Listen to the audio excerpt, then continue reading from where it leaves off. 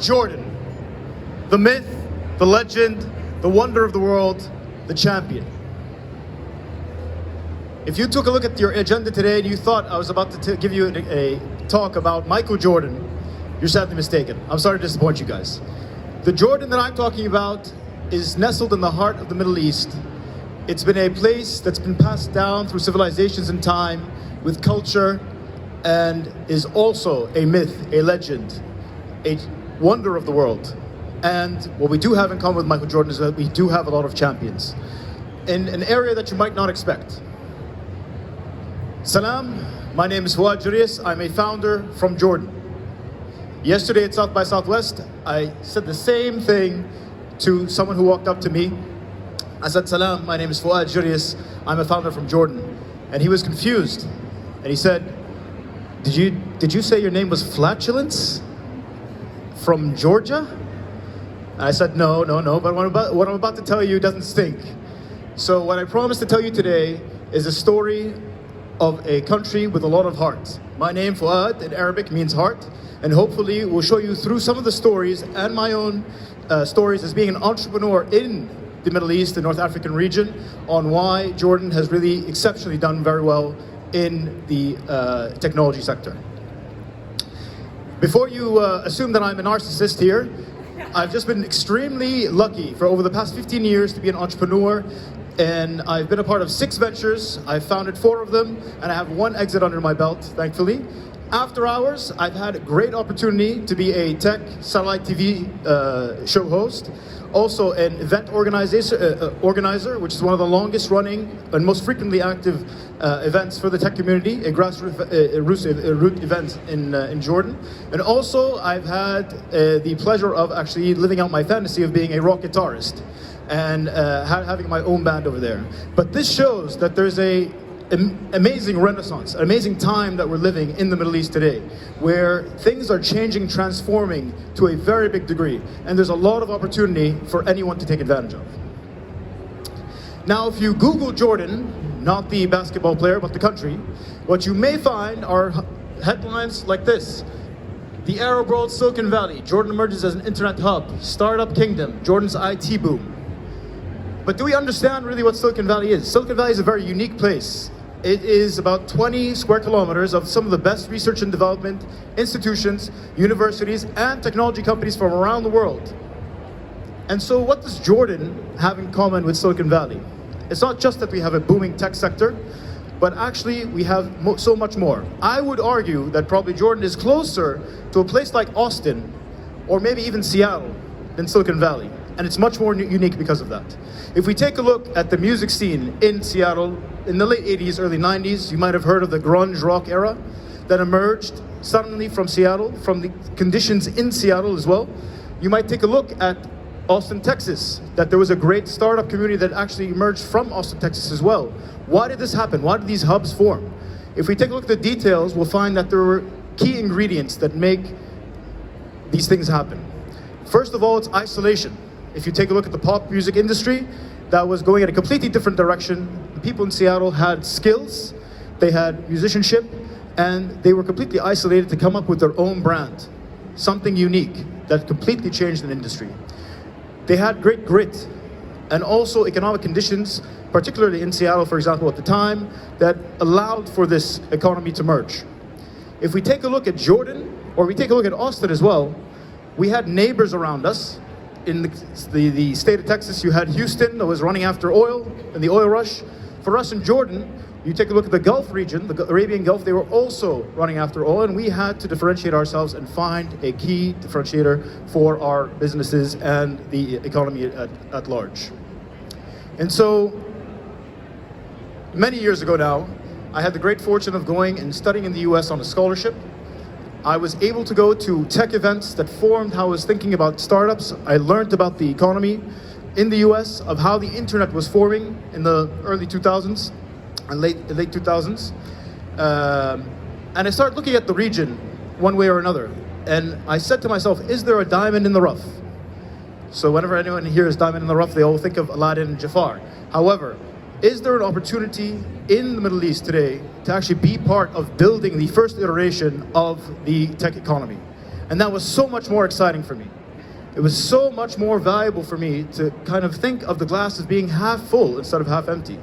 Would I afford deserting the US, where all the technology was the center of the tech world, and go to a potential desert to be part of building this new economy and trying to see things? It actually started many years before I did. Jordan was one of the first countries that actually established a accelerator incubator in the 80s before anyone else in the region. It was very forward-thinking in terms of the amount of engineers that are graduated every year, and there was a base of a lot of success and successful companies that came to fruition during those years. Back in college, another nice coincidence, one of my syllabuses for a data mining course was authored by a person named Dr. Osama Fayyad. Dr. Osama Fayyad was the chief data officer at Yahoo, Barclays Bank, and he'd been at NASA's Jet Propulsion Labs and also Microsoft as one of their key VPs. He had done amazing work, and he even coined the term data mining. And while I was in college, I was surprised by his name, and I looked him up, and I was surprised he was also Jordanian. And then I looked up more Jordanians all across the US at top levels of major technology companies that have been doing very, very well. They started their careers, even went to Jordanian universities, and then went off and conquered the world with the rest of these companies. And Dr. Osama Fayyad was no exception to this. I was interested in getting to know him. I reached out to him for an internship, couldn't get in touch with him in the States. There are 6 degrees of separation between everyone else in the US. However, if you go back to Jordan, you find out there are probably only 2 steps of separation. When I went back to Amman at the time, in 2010, I connected with Dr. Osama through a quick intro. I got to meet with him. I asked him if he would invest in my startup. In 2008, this was a bit tough. The economy wasn't doing very well. So we worked together on a company that was doing data mining and data consulting in the US. And we did lots of projects for the top offices of Microsoft, Google, Yahoo, Verizon, and many other companies. And what I learned here is that we set up a back office in Amman with amazing talent that was world-class, and we were able to serve all these companies in the West and also in the East, in the Gulf countries, all from our little office in Amman. And I realized that this was amazing in terms of the quality of engineers that really can, if they have a chance, can do amazing work from anywhere around the world. There was a tipping point towards that time that changed everything, where everything in the past 30 years became real. It was the acquisition of a company called Maktub by Yahoo in the States at the time for $185 million. That triggered an event that made everything real for us. The next door neighbor who was founding a company finally found an exit, grew his business again, became an investor, invested in other companies, and there was this ripple effect in the economy. Many other companies that even spun out from Maktub, like Souq.com, were acquired by Amazon a few years later for $650 million. A couple years after that, Stillfront, a Swedish group that is a holding company in the gaming and entertainment space, bought 2 companies in Jordan to the tune of hundreds of millions. One was Jawakir, the largest Arabic card gaming company. The other one was Babo Games. And then more recently, even smaller acquisitions that happen more frequently from the Gulf region to Jordan. Foodix, a large POS system, the equivalent of a Square cloud-based POS system, acquired a company in Jordan called POS Rocket. And everyone in the economy completely believed that more and more can be achieved. And this was an amazing inflection point in how investors came into play, how everyone else started believing that things can change for the positive and we can really make a difference. In my personal career, at that point in time, because I started thinking more, I became obsessed about getting into businesses and learning about how the Arab internet was different from the foreign internet. One thing I did, I joined the company as a small partner called D1G.com. And D1G is the person that goes to the Diwan in Arabic, which is the social meeting place. And it was a rich media content website in Arabic for the first time. We were trying to get more content online. There are 400 million Arabs in the Middle East and North African region. Unfortunately, it's only, and even if it's the 3rd most spoken language across the world, unfortunately only under 5% of the internet is in the Arabic language. And there's a massive opportunity there. We built great tools in Arabic for the Arabic internet, which was completely different from what you'd expect here in the West and what I was used to.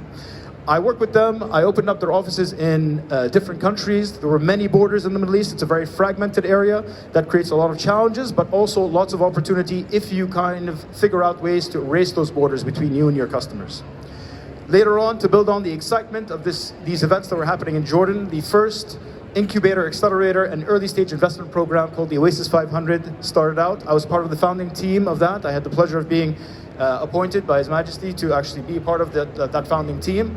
I was with them for the first 75 investments. I was part of the networks that they were building in terms of angel investment and also in terms of mentorship. I had a large network that I was able to help there, and I learned how things can actually grow with very little money and on a very cost-effective basis with amazing talent that today has spurred off many companies that are doing very well and also got acquired later on.